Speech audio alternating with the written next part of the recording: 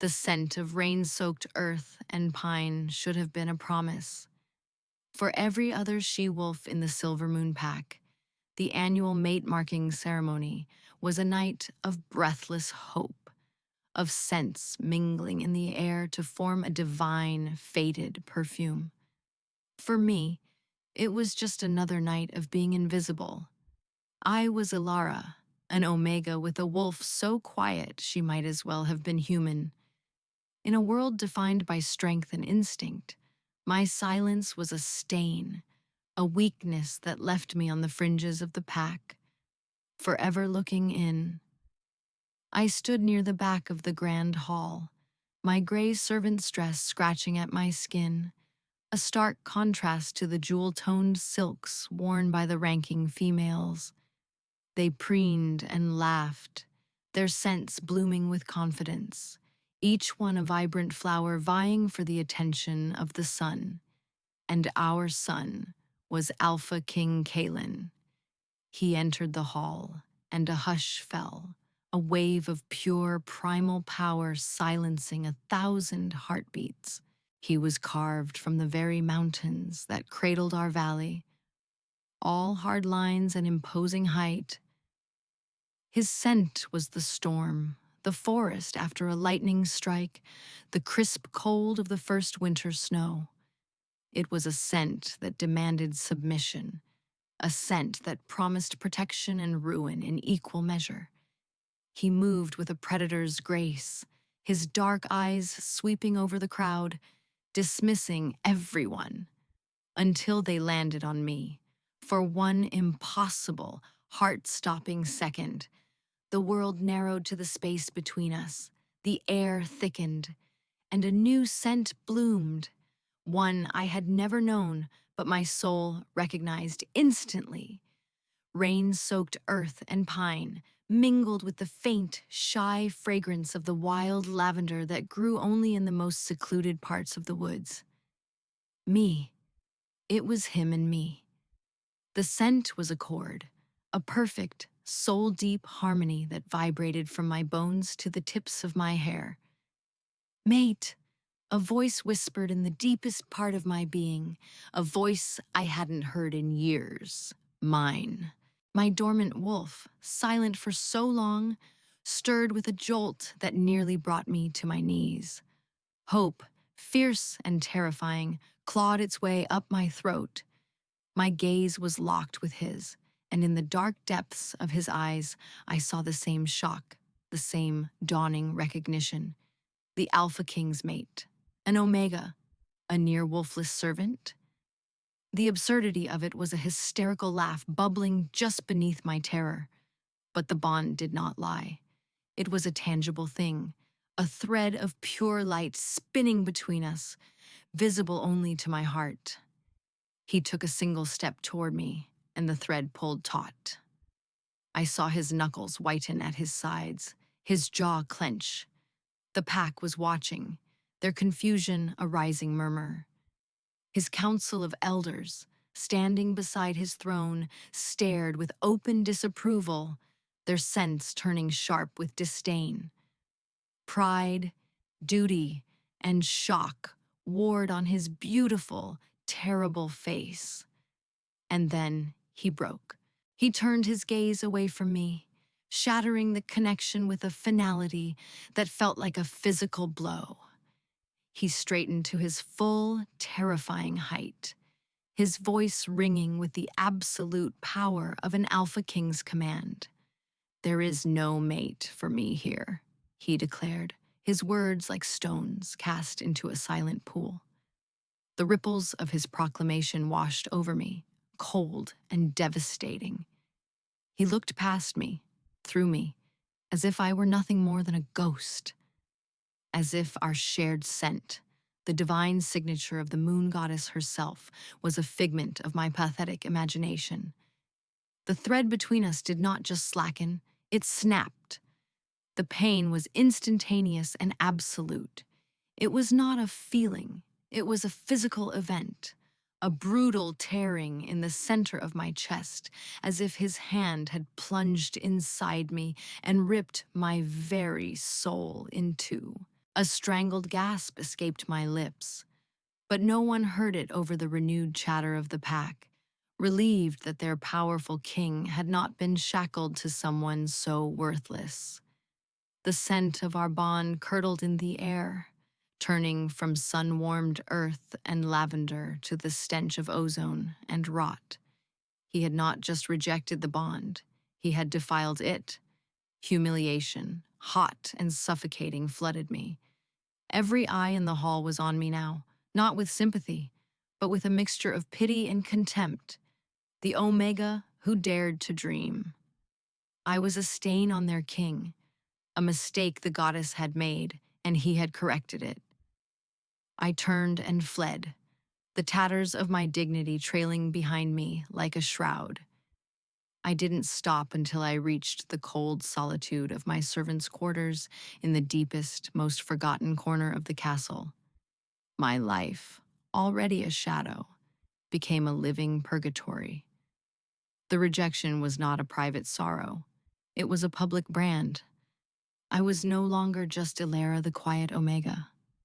I was Ilara the rejected.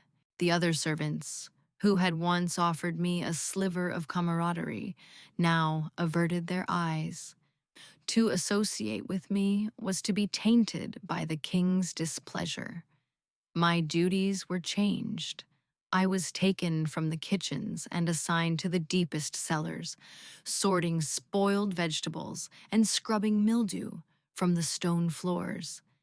The damp chill of the place seeped into my bones, a perfect match for the permanent cold that had settled in my chest where the bond used to be. The pain was a constant companion, a dull, throbbing ache that sharpened whenever I caught his scent, drifting on the castle drafts. Pine and winter. It was a scent that promised only agony. Weeks turned into months. I grew thinner, paler.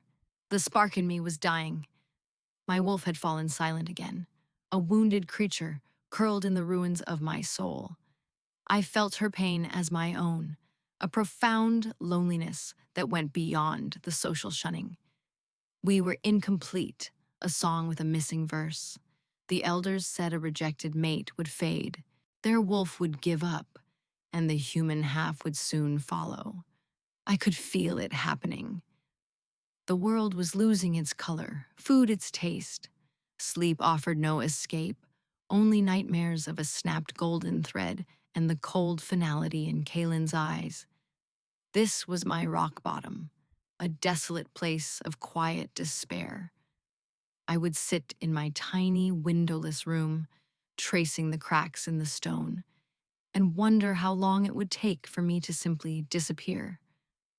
One night, when the ache in my chest was so sharp I could barely breathe, a new sound pierced the suffocating silence of my grief. It was the sound of a child crying, a soft, desolate weeping that echoed down the empty corridors. It was a sound as lonely as my own heart. Curiosity, the first real emotion I'd felt besides pain in months, compelled me to my feet. I followed the sound up winding back staircases, through hallways I was forbidden to walk, until I stood before a heavy oak door, slightly ajar. Peeking through the crack, I saw a small boy huddled in the center of a vast, ornate bed. It was Prince Leo, the king's son. His mother, the late queen, had died in childbirth 5 years ago. The boy was blind, a fact that was whispered about the castle with pity and shame. He was as much an outcast in this world of physical perfection as I was. His small shoulders shook with silent sobs. The nurses were supposed to attend to him, but the room was empty. They likely feared the king's temper, which had grown short and volatile since the ceremony. Without thinking, I pushed the door open and slipped inside. The room was rich with the scent of sandalwood and old paper, but underneath it was the sharp, metallic tang of a child's fear. "Hush now," I whispered, my voice rusty from disuse. He flinched, pulling his blankets tighter, Who's there? His voice was small and wavering. My name is Alara, I said softly, moving closer. I heard you crying. He wiped at his unseeing eyes. I had a nightmare. The shadows were whispering. I knew about whispering shadows. I lived with them every day. I sat on the edge of his bed, my servant's dress seeming especially shabby in the lavish room. Sometimes, I said, my voice gaining a little strength, stories can chase the shadows away. He tilted his head, his face a mask of curiosity. What kind of stories? I looked around the room and saw a large leather-bound book on a nearby table. It was a collection of old legends, tales of moon magic and ancient beasts. I picked it up. The best kind, I replied. I opened the book and began to read. My voice was hesitant at first, but as the story unfolded, it grew steadier. I read about a wolfless girl who learned to speak to the stars, about a lost prince who found his way home by following the song of a river. For the first time in months, the ache in my chest receded, replaced by the rhythm of the words, the rapt attention of the little boy. As I read, I felt a strange warmth flicker in the pit of my stomach, a tiny ember in the cold darkness. It was not my wolf. It was something else, something I didn't recognize. A quiet hum of energy that seemed to soothe the air around us. By the time I finished the chapter, Prince Leo was fast asleep, a peaceful expression on his face. I tucked the blanket around him and slipped out of the room as silently as I had entered. I had not fixed my own brokenness, but I had mended a small piece of someone else's. In the desolate landscape of my life, it was enough. It was a reason to survive. The next night I returned, and the night after that, it became our secret ritual. After my work in the cellars was done, I would creep up to the prince's chambers. He would be waiting for me, his face lighting up when he heard my footsteps. Ilara, he would whisper, and I would take my place by his bed. The head of staff, a stern but not unkind woman named Greta, eventually found out. Instead of punishing me, she saw the profound effect I had on the lonely prince. My official duties were changed. I was no longer the cellar maid. I was assigned to Prince Leo's care, my primary duty to be his companion, his reader in the dark. It was a strange sort of exile, a gilded cage. I was still an outcast, confined to the prince's wing of the castle, but it was a world away from the damp and the rot. 3 years passed in this quiet rhythm. The seasons changed outside the tall, arched windows of Leo's room. I watched the snows of winter melt into the green blush of spring, watched the vibrant leaves of autumn fade and fall. The world outside moved on, but mine was a circle of twilight and stories. The little boy grew, his mind sharp and his questions endless. We traveled the world through books, explored ancient ruins, sailed phantom seas, and learned the names of constellations he would never see. The books became my teachers as much as his. I read of history, of statecraft, of herb lore, and forgotten magic. The timid, broken girl who had fled the Great Hall was slowly, page by page, being replaced by someone else. Someone with a quiet knowledge and a core of resilience forged in solitude. The pain of the rejected bond never truly vanished. It became a part of me, a phantom limb that ached with the memory of what it was supposed to hold. I still felt a jolt of that familiar agony whenever the king's scent, pine and winter, drifted too close.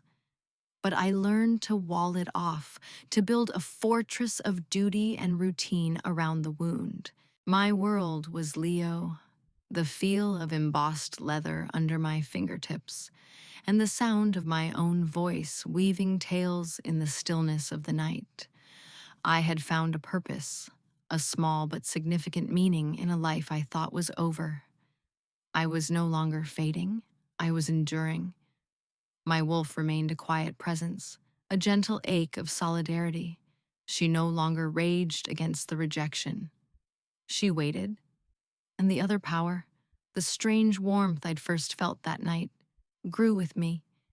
It was a subtle thing, a low hum beneath my skin. Sometimes, when Leo was particularly distressed, I would place a hand on his shoulder, and I would feel that warmth flow from me to him, calming his fears. I didn't understand it. It wasn't the raw, instinctual power of a wolf. It was something calmer, deeper, like the light of a star, ancient and steady. I never spoke of it. It was a secret I kept even from myself, another quiet thing in my quiet life. One evening, a fierce autumn storm raged outside, rattling the windows. Leo was restless, the sound of the wind making him anxious. I was reading a particularly dense history of the old kings when a crash echoed from the courtyard below, followed by screams. It wasn't the sound of the storm, it was the sound of a fight. I rushed to the window, peering down into the rain-lashed darkness.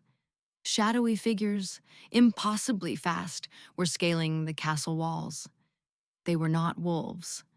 They were long-limbed, skeletal things made of solidified night, with claws that scraped stone and eyes that glowed with a malevolent green light.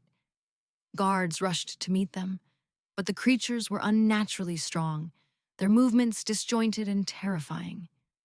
Fear, cold and sharp, pierced the calm I had cultivated for 3 years. Then I heard it, a skittering sound on the balcony outside Leo's room. One of the creatures was here. Leo cried out, scrambling back on his bed. "Alara, what is it? What's that noise?" The balcony door shuddered, the wood groaning. My heart hammered against my ribs. There was nowhere to run. The guards were occupied below. It was just me, a blind child, and a monster at the door. "Protect the pup!" A fierce, possessive snarl echoed in my mind. My wolf, awake and furious. But it was not her power that answered.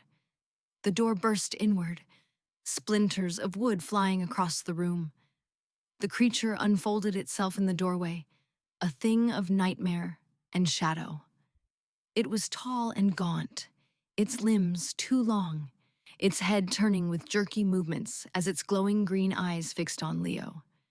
It took a step into the room, its claws clicking on the stone floor. It raised a hand, its talons extending. All I could think was, no. The word was a silent scream in my soul. I threw myself in front of Leo, spreading my arms wide as if my frail body could shield him. The creature hissed, a sound like scraping knives, and lunged. I closed my eyes, bracing for the inevitable. But the blow never came. Instead, a brilliant, searing light erupted from my body. It was not a thought, not an action, but a pure, unadulterated reaction.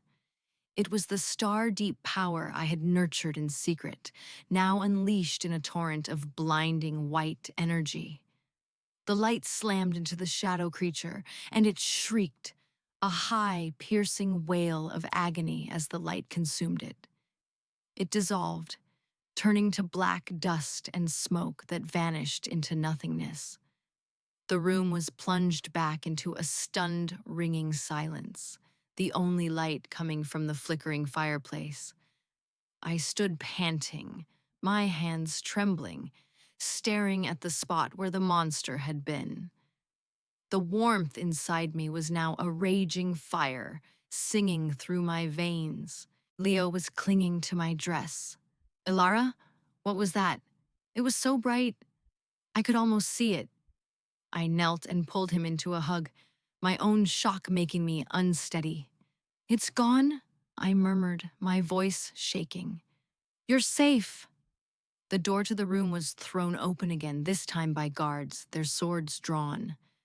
They stopped dead, their eyes wide as they took in the scene, the shattered door, the scorch mark on the floor, and me, a lowly Omega, kneeling in a circle of fading, ethereal light. Behind them, his presence a physical force that stole the air from my lungs, stood the king, Alpha King Kalen. His eyes were not on the destroyed door or the terrified guards. They were on me. And for the first time in 3 years, he was not looking through me. He was seeing me. The aftermath was a blur of confusion.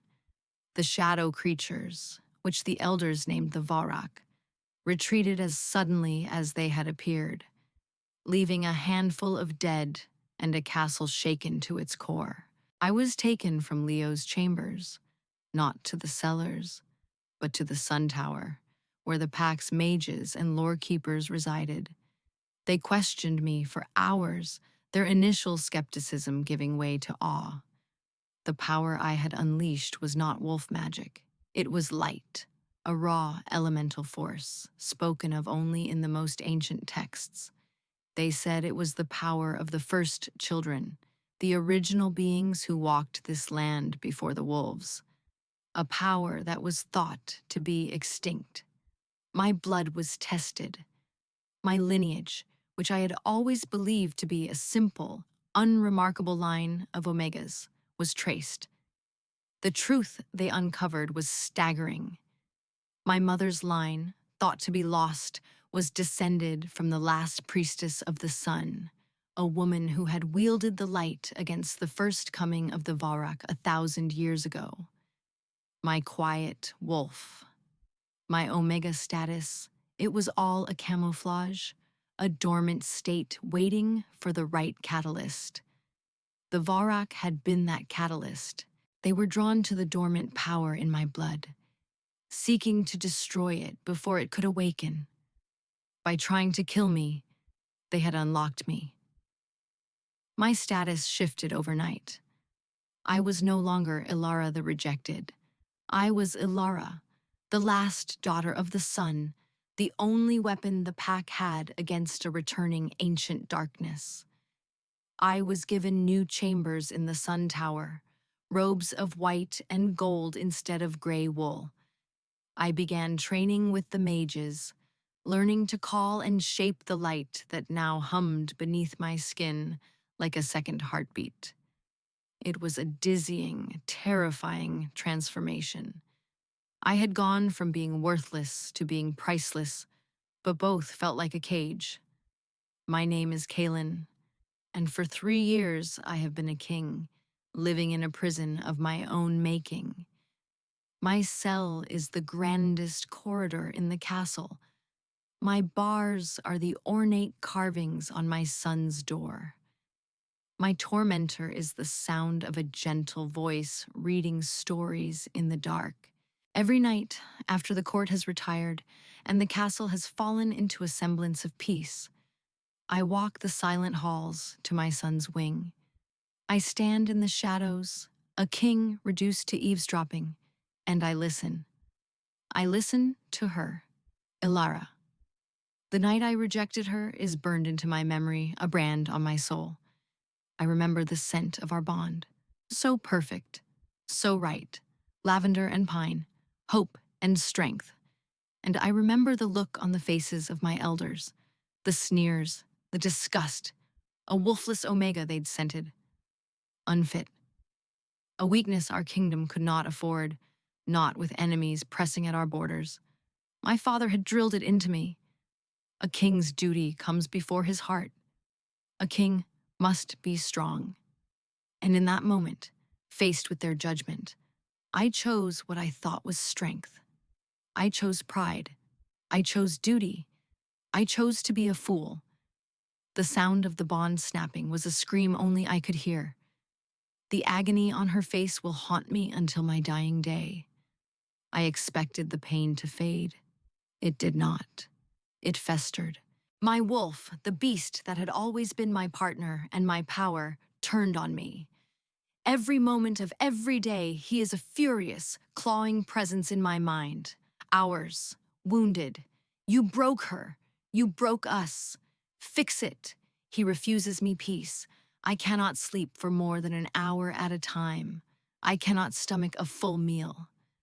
When other she-wolves, beautiful and powerful, try to catch my eye, their scents are like ash in my throat. There is only one scent my beast will acknowledge, and it is the one I have forsaken, lavender, now soured with the permanent taint of sorrow and rejection. It drifts from her, a constant, agonizing reminder of my failure. For 3 years, I have listened to her voice grow from a timid whisper to a calm, steady melody. I have heard the way my son, a boy I could never seem to reach, blossomed under her care. I have felt the burning shame as I realized the woman I cast aside as weak possessed a strength of character I could only dream of. Then came the night of the attack, the night the Varak came. I was coordinating the defense in the courtyard when the report came of a creature on the prince's balcony. I ran, my blood turning to ice. My wolf was roaring, a frantic litany of pup, mate, protect. I burst into the hallway just in time to see a blinding flash of white light from Leo's room, to feel a wave of power so pure and ancient it made my alpha instincts kneel. When I reached the doorway, the sight that greeted me shattered the world I thought I knew. The creature was gone, turned to dust, and Dilara, my rejected wolfless Omega, was kneeling in a halo of celestial light, comforting my son. The power pouring from her was terrifying and beautiful. It was the power of legends, and I, in my arrogance, had called it worthless. My regret, already an ocean, became a bottomless abyss. Now she is no longer hidden away. She is the center of our world, our only hope. And she looks at me with eyes as cold and distant as the stars she used to read about. She is everything, and I am nothing. The council meetings became my new form of torture. Before, I had sat at the head of the table, my power unquestioned. Now I shared that space with her. Alara sat beside the head mage, her white and gold robes a stark contrast to my dark leathers. She was no longer the servant girl who flinched from my gaze. She was a figure of immense power, her presence a calm, steady light that seemed to press in on me, suffocating me with what I had thrown away. She spoke with a quiet authority. Her knowledge of the Varak, gleaned from the ancient texts, surpassing even that of the mages. She never looked at me. Her focus was absolute, her voice even, her demeanor professional and cold. But I could feel her. The broken bond between us was a live wire, humming with a fresh agony now that we were forced into proximity. Her scent had changed. The underlying note of wild lavender was still there, a ghost of the girl she had been, but now it was overlaid with something else. The clean, sharp scent of ozone, like the air after a storm. It was the scent of her power. It drove my wolf into a frenzy. Ours, strong. Claim her, apologize, beg. But how could I? Words were meaningless after what I had done. She held all the power now, not just the celestial fire that flowed through her veins, but the power of my own undoing. She could destroy me with a single word of forgiveness I knew I did not deserve. Making matters worse was Rowan. Captain of the guard, he was a good male, strong and honorable. And he was not blind. He saw the woman Alara had become. He did not see a rejected Omega or a living weapon. He saw her. He began to seek her out after the council meetings, a cup of tea in his hands. "For your throat, my lady," he would say, his voice gentle. You speak for hours. You must be weary. He brought her a cloak trimmed with soft fur when the nights grew cold. He spoke to her of his home in the southern valleys, of the simple life he hoped to one day return to. He offered her a vision of peace, a life away from kings and monsters and broken bonds, a safe harbor. I watched from the shadows of my own throne room, a fire of jealousy so hot it was a physical pain building in my chest. He was everything I should have been: kind, patient, respectful. He treated her like the treasure she was. Every gentle smile he gave her was a knife in my gut. Every time she offered him a small, hesitant smile in return, my wolf would howl in anguish. He touches what is ours. Stop him! But I had no right. I had forfeited that right 3 years ago in a display of arrogant cruelty. I could only watch as he showed her everything a good mate should be, highlighting every one of my own catastrophic failures. The Varrock were massing at our borders, a tide of darkness threatening to consume us all. But the battle I was losing inside my own castle felt far more devastating. The external threat grew more dire with each passing day. Scouts reported vast armies of Varrock moving through the Deadwood, their numbers greater than any legend had ever described. They were being led by a single entity of immense power, a shadow general who seemed to be the source of their corruption. The mages confirmed our worst fears. The Varrock were not just raiding, they were marching, and their destination was the Silvermoon Castle. They were coming for Ilara. They were coming to extinguish the last light. The council was in a state of near panic. Our armies were strong, but the Varrock were relentless and felt no pain. We were preparing for a siege we were not certain we could win. Her light is our only true weapon, the head mage, an ancient wolf named Lyra, stated, her voice grim. But it is untried in open war. She can destroy one or a dozen, but an army? It will exhaust her, leave her vulnerable. The plan was clear, and it was a dagger to my heart. Ilara would be the focal point of our defense, positioned on the highest tower, to act as a beacon, a living artillery against the darkness. It was necessary. It was also suicide. She will need a personal guard, Captain Rowan said, his jaw set. Someone who will not leave her side, someone who will die for her. I volunteer. The council murmured its assent. He was the logical choice, honorable, skilled, devoted. No. The word was a guttural growl, torn from me before I could stop it. Every head in the room turned to me. Ilara's eyes finally met mine. The cold indifference in them was more painful than any blade. She is the most valuable asset in this kingdom, I said, my voice tight with a control that was costing me everything. Her protection is the king's duty. I will be her guard. A stunned silence filled the room. Rowan looked at me, his expression a mixture of challenge and confusion. Lyra the mage watched me with eyes that saw far too much. But it was Ilara's reaction that stopped my heart, not a flicker of emotion. She simply gave a slight, formal nod. "As the king commands," she said, her voice devoid of warmth. It was an acceptance of a military strategy, not of me. The forced proximity was a strategic necessity, but for me, it was a sentence to a very specific kind of hell. To be so close to her, to breathe in her scent, to be responsible for her life, and to know that I was less than dust to her. The days leading up to the siege were an exercise in exquisite torment. We spent hours together in the sun tower, poring over maps and strategies. I stood guard while she practiced with the mages, shaping the light into shields and spears.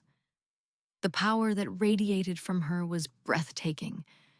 It left an echo in the air, a clean scent of ozone that made my teeth ache with the need to be closer to its source. We barely spoke. The space between us was thick with 3 years of pain and an eternity of regret. I tried to keep my distance, to be the stoic professional guard, but my wolf was a wild thing, clawing at the inside of my skin. Mate, so close. Apologize, grovel, fix it. One night, after a grueling day of training, I found her on the tower's balcony, staring out at the encroaching darkness of the deadwood. She looked so small against the vast, threatening landscape. The wind whipped strands of her dark hair across her face. She didn't have a cloak. Without thinking, I took mine off, a heavy thing of wolf fur and leather, and draped it over her shoulders. She stiffened, her whole body going rigid. "You'll catch a chill," I said, my voice rough. She didn't turn. "I am not cold." "Please," I whispered, the word raw and broken. "Just for a moment." She hesitated, then pulled the cloak tighter around herself. It was the first sign of acceptance, however small she had shown me. She was surrounded by my scent, the pine and winter she had once loved, and now surely hated. I couldn't take the silence anymore. The words I had swallowed for 3 years clawed their way out. "I've been listening," I confessed, my voice barely audible over the wind. She finally turned to look at me, her expression unreadable in the dim light. "What?" "Every night, for 3 years. I stood outside Leo's door and I listened to you read. I heard you give him the comfort I could not. I heard your voice become strong. I watched you become this." I gestured vaguely to her, to the power that radiated from her. "I was a coward, Ilara. I was a boy playing king, terrified of what my elders would think. They called you a weakness, and I was too weak to see you were my greatest strength." My voice broke. My pride cost me everything that matters. There has not been a day, not a single moment, that I have not regretted it. She stared at me, her beautiful face a mask of conflicting emotions. I could see the hurt, the anger, but underneath it, something else, a flicker of the girl who had looked at me with such hope in the great hall. "Why are you telling me this now?" she asked, her voice trembling slightly. "Because the Varak might kill me tomorrow," I answered, the truth of it stark and brutal. "And I cannot die without you knowing that rejecting you was the single greatest mistake of my life. I don't ask for your forgiveness. I don't deserve it. I just needed you to know." I looked into her eyes, letting her see all the brokenness, all the self-loathing I had carried for 1,000 empty nights. I had laid my worthless, shattered heart at her feet. Now all I could do was wait for her to step on it. She held my gaze for a long moment, the wind whipping around us. The scent of her power, of ozone and starlight, mingled with the sorrowful lavender and the pine of my cloak. The broken bond between us ached with a terrible, poignant sweetness. "Your regret doesn't change what you did," she said finally, her voice soft but firm. "It was not forgiveness. It was a fact." "I know," I said, my shoulders slumping in defeat. She turned back to the horizon, pulling my cloak tighter. We stood there in silence for a while longer, a king and his rejected mate, two ghosts on a tower waiting for a war, surrounded by the ruins of what should have been. The following afternoon, Rowan found me in the armory, sharpening a blade that felt useless against the coming tide. He stood in the doorway, his arms crossed. She told me what you said. I didn't look up, just continued the rhythmic scrape of stone against steel. It changes nothing, doesn't it? He asked, stepping inside. I have spent weeks trying to offer her a future, a path to peace. I thought your cruelty was the only obstacle. I was wrong. I finally stopped meeting his gaze. There was no anger in his eyes, only a sad resignation. The obstacle isn't you, Kaylin. It's the bond. It's her own heart. Even broken, your claim on her is deeper than any kindness I could ever offer. He let out a long breath. I came to tell you that I'm withdrawing my suit, not for your sake, but for hers. She deserves to make her choice without being pulled in another direction. She needs to face you and what you did to her, on her own terms. He paused, his expression serious. I thought I could be what she needed, a safe harbor. But she isn't looking for a harbor. She is the storm, and the only thing that can meet a storm is a mountain. He looked me up and down, a flicker of pity in his eyes.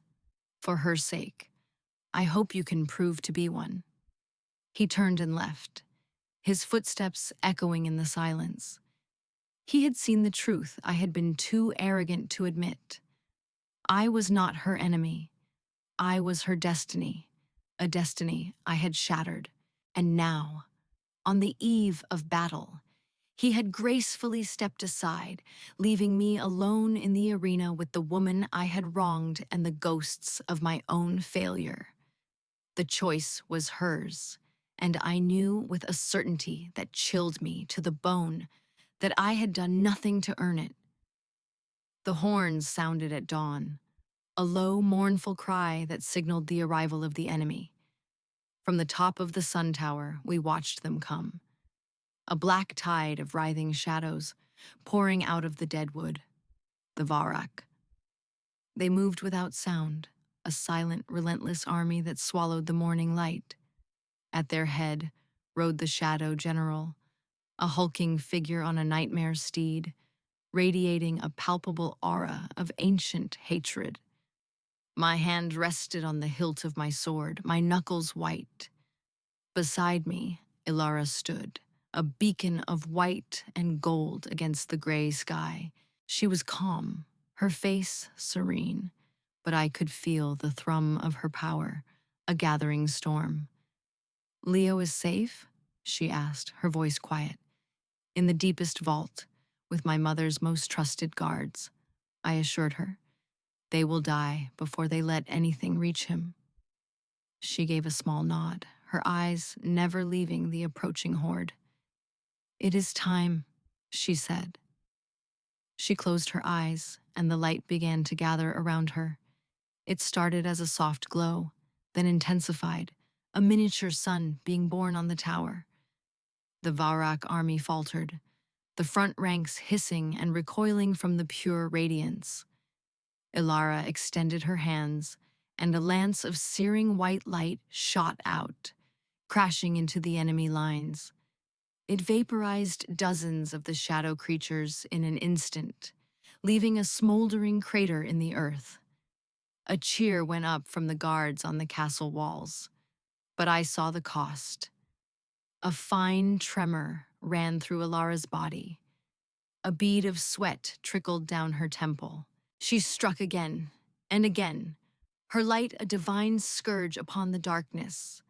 But the Varak army was endless. For every 100 she destroyed, 1,000 more swarmed forward. The battle raged for hours. Below, our warriors fought with desperate courage.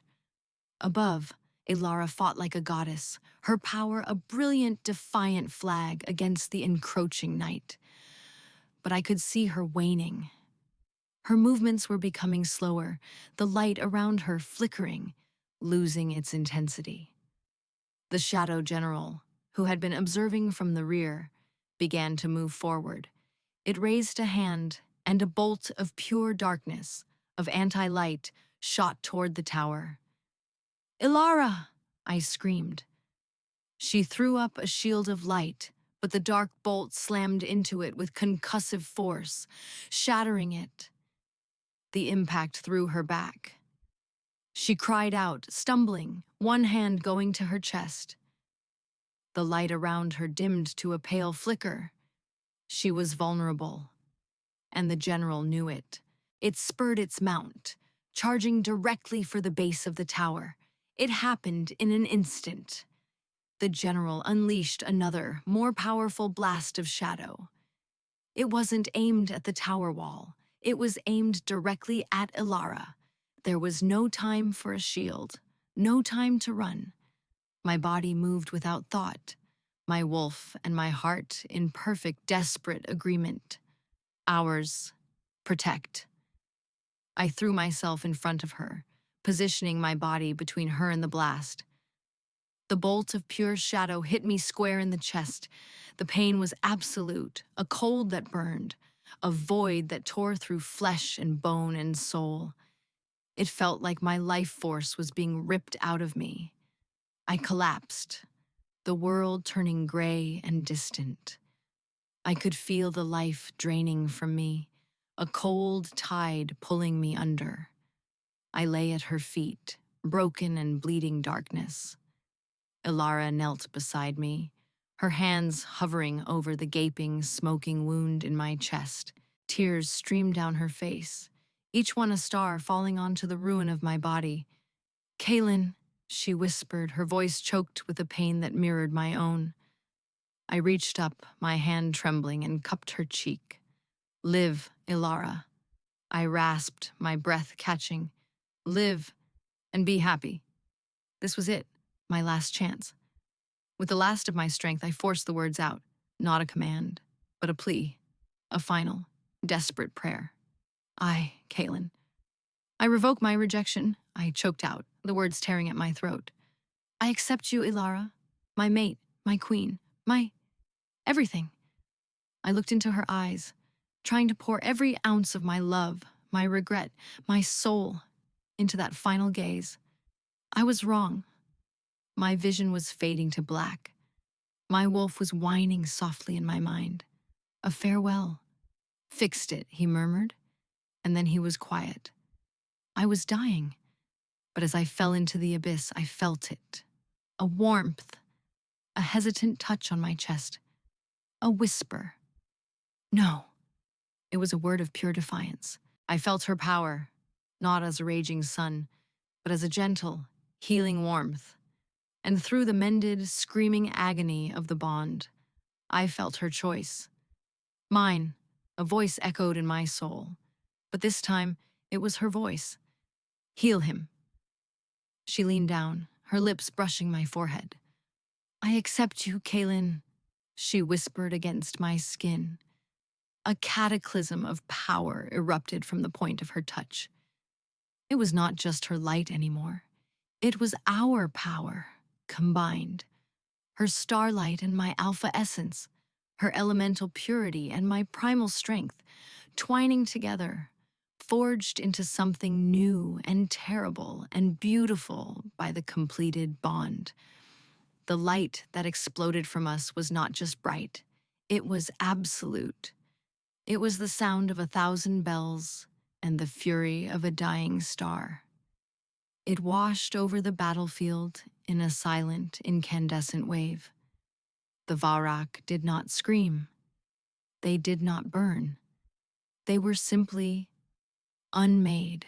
The tide of darkness evaporated, the shadow creatures dissolving into motes of dust before the pure, unified power of our bond. The Shadow General, caught in the heart of the blast, let out one final shriek of disbelief before it and its nightmare steed were annihilated, erased from existence. The wave of light receded, leaving a stunned, profound silence. The sun, freed from the oppressive gloom, broke through the clouds. My wound was gone. In its place was a swirling silver scar over my heart, a permanent mark of my sacrifice and her forgiveness. I sat up, feeling weak but whole, my body thrumming with a power I had never known. The bond was no longer a source of pain. It was a river of gold flowing between us, a constant, warm hum of love, presence, and unwavering strength. Alara was still kneeling, her energy spent, leaning against me. I wrapped my arms around her, holding her tight. "It's over," I murmured into her hair. She looked up at me, her eyes luminous. The coldness was gone, replaced by a deep, soul-shattering love that I knew I would spend the rest of my life trying to be worthy of. We were not the arrogant king and the rejected Omega. We were equals, two halves of a scarred but finally completed whole. In the weeks that followed, the kingdom began to heal. The Varak were gone, their threat extinguished forever. The story of our battle, of my sacrifice and our combined power, spread throughout the lands. There were no more whispers of the unworthy Omega. They called her the Sun Queen. I formally presented her to the council and the pack, not as my consort, but as my partner, my co-ruler.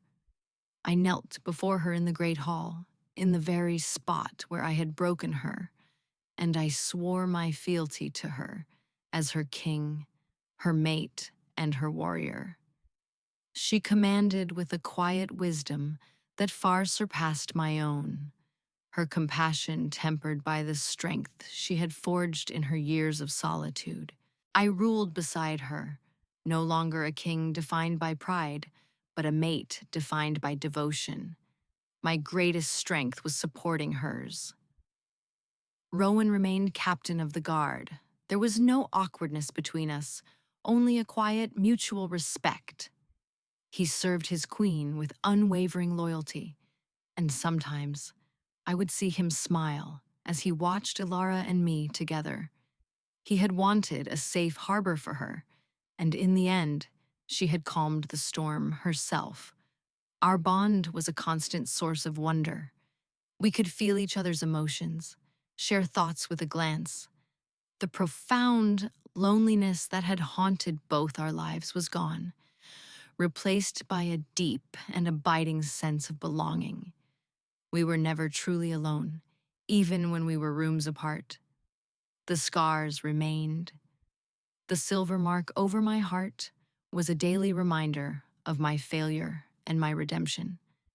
And in Alara's eyes, sometimes, I would see a shadow of the girl who had been so terribly hurt.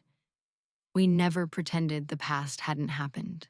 We simply chose to build our future on the foundation of its lessons. 6 months after the battle, I walk the quiet corridors of the castle. But I am not a ghost king listening from the shadows. I am a father and a husband coming home. I push open the door to Leo's chambers. The room is bathed in the soft glow of the evening fire. Alara is sitting in a large armchair, a book in her lap. But she is not reading. Leo, our son, is asleep, his head resting on her shoulder, his face peaceful. He is no longer haunted by nightmares of whispering shadows. His world is filled with the light of his mother's love. I walk over and kneel beside the chair, resting my head on her other shoulder. She turns her face towards me, and her smile is the most beautiful thing I have ever seen. She takes my hand, her fingers lacing with mine. The bond hums between us, a quiet, contented song. He asked me to read the one about the star speaker again, she whispers. He loves that one.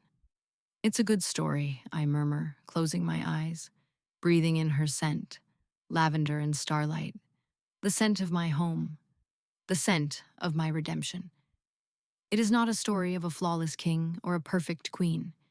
It is a story of a foolish man who was given a second chance, and a woman who was strong enough to grant it. It is our story, and it is scarred, and it is earned, and it is, finally, whole.